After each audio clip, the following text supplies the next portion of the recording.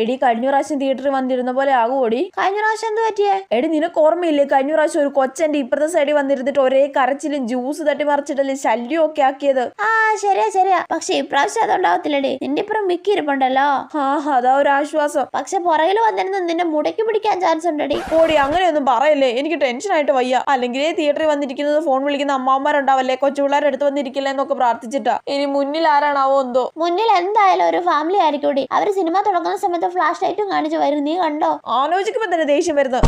അയ്യോ എന്തൊരു height അയ്യാക്ക്. Cinema തീരുന്നത് വരെ ഞാൻ ഇനി ഇയാളെ സഹിക്കണമല്ലോ. എന്താടി നീ ഓക്കെ അല്ലേ? മുന്നിലിരിക്കുന്ന ആളുടെ ഹൈറ്റ് കാരണം സിനിമ കാണാൻ പറ്റുന്നില്ലടി. നിനക്ക് മാത്രം എന്താടി എല്ലാ പ്രാവശ്യം ഇങ്ങനെ ഓരോ കുരിശ് വരുന്നേ? ആണെന്ന് എന്ത് കഷ്ടമായത്. നീ ഇപ്പുറം ഇരിക്കോടി. അമ്മടെ പൊളിച്ചോ അവിടെ ഇരുന്നാ മതി. എന്നിട്ട് അയാളുടെ സൈഡിൽ കൂടെ ചെരിഞ്ഞിരുന്ന സിനിമ കണ്ടാ മതി. പോടി. അയ്യോ എന്റെ സിനിമ കാണൽ കുളവായേ. ഈ ഹൈറ്റ് വെച്ചിട്ട് ഇയാൾക്കൊക്കെ പുറകിലെങ്ങാനും പോയിരുന്നൂടെ?